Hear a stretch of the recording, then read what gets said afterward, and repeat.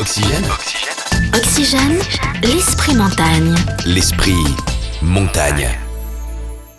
Et notre émission spéciale donc du côté de la station de Valberg et notre invité Jean-Pierre Rougeau, maire de Valloires et président de la commission développement durable au sein de l'Association nationale des maires de stations de montagne. Jean-Pierre Rougeau, bonjour.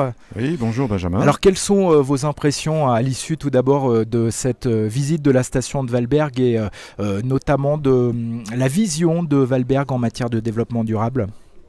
Alors tout d'abord, la visite de Valberg, un jour où il fait beau comme ça, dans un contexte d'amitié et de convivialité pareil, ça ne peut être qu'une réussite. Et cette réussite, elle est véritablement confirmée parce que tout ce qu'on a vu, développé par le maire de Valberg, Charles-Ange Ginesi, président de l'Association nationale des maires de stations de montagne, tout ce qu'on a vu a un reflet important pour le développement du développement durable. Alors je voudrais justement qu'on évoque le développement durable au sein de l'Association nationale des maires de stations de montagne. 3 points très importants pour justement qualifier ce développement durable dans les stations. Il y a eu tout d'abord une charte il y a plusieurs années et puis maintenant vous développez ça sous 3 points précis. Alors effectivement, le but c'était d'alléger la charte. Elle était un petit peu contraignante, on s'en était rendu compte à l'usage. Et puis, il fallait surtout aussi l'actualiser, parce que depuis, il y avait eu le Grenelle de l'environnement. Depuis, le changement climatique marque beaucoup plus les esprits et est pris beaucoup plus au sérieux par tout le monde. Donc, il y a des contextes extérieurs qui avaient changé. Donc il fallait véritablement modifier cette charte. D'ailleurs qu'on n'appelle plus charte.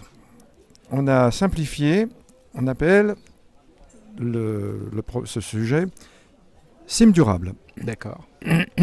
CIM, c'est Cap Innovation sur une montagne engagée et solidaire. Donc ça, ce sont les initiales. Que vous avez mis en place, les trophées CIM durable, c'est le contexte général. D'accord.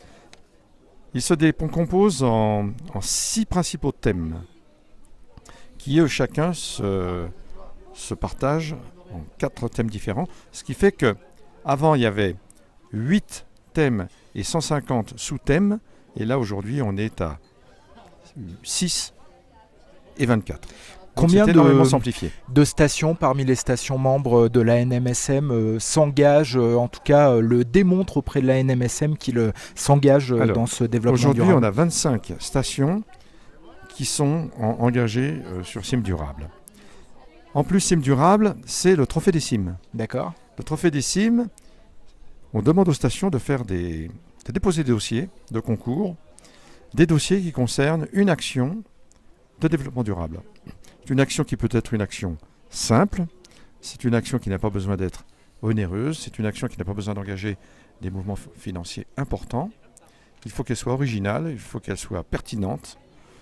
Et l'année dernière, pour la première fois de cette opération, nous avons eu le plaisir de constater 19 dépôts de candidature.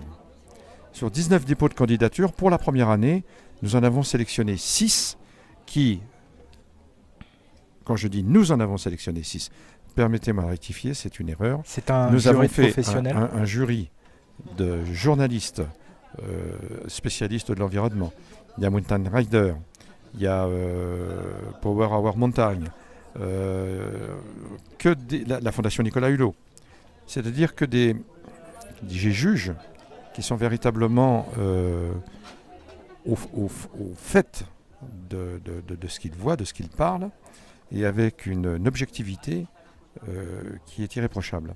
Il n'y a sinon aucun membre de la NMSM qui fait partie du jury. Et d'ailleurs, le président Ginesi pour Valberg et moi-même pour Valloires, nous avions participé en déposant des dossiers et nous n'avons rien récolté. Justement, quelles actions vous menez, vous, à Valloires en matière de développement durable ? Alors nous, à Valloires, en matière de développement durable, nous étions partis sur un dossier qui était le remplacement des groupes froids de notre patinoire avec une récupération de la chaleur pour notre piscine. On va terminer avec un petit mot encore sur votre station. On va parler de l'été, beaucoup de temps fort cet été. Évidemment, une clientèle qui vient notamment pour faire du vélo. On le sait, les routes de la Maurienne sont idéales. Et puis, il y a beaucoup d'événements culturels à Valloires. Alors évidemment, la Maurienne, c'est le plus grand domaine cyclable du monde. C'est le slogan de Maurienne Tourisme. C'est une formule qui est extrêmement bien trouvée, c'est vrai. Alors, la palette de ce qu'on offre à Valloires est très éclectique. On va commencer le 15 juin avec la Punta Bagna, plusieurs milliers de Harley Davidson. Des concerts de rock. Concerts de rock, plus 7 ou 8 000 visiteurs. Ça commence au 15 juin.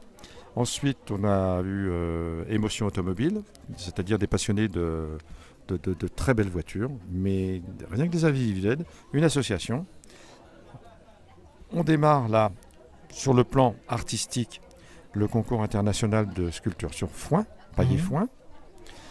À la fin du mois de juillet, nous avons le festival baroque, qui devient un festival de très très belles factures, avec des intervenants de qualité.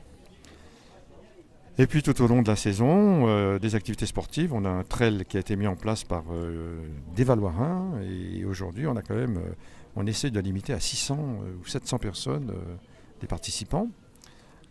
Et vers la fin du mois d'août, on a un gros rassemblement de 4x4, puisque c'est la plus grande foire au tout-terrain d'Europe.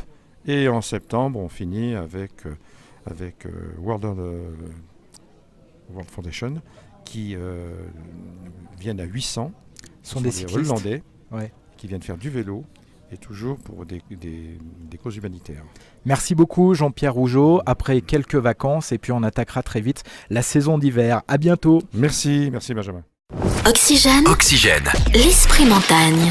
Dans vos stations et partout ailleurs en numérique. Sur radiooxygène.com.